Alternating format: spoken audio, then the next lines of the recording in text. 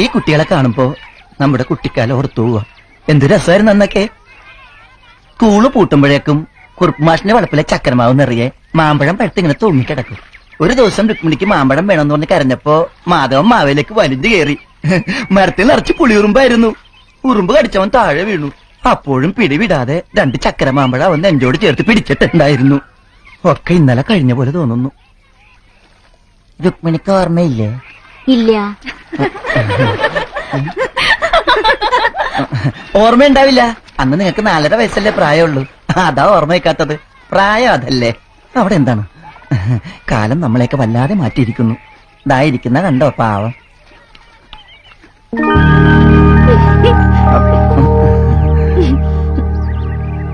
അവന് ഓർമ്മകളായ വിറക്കുക.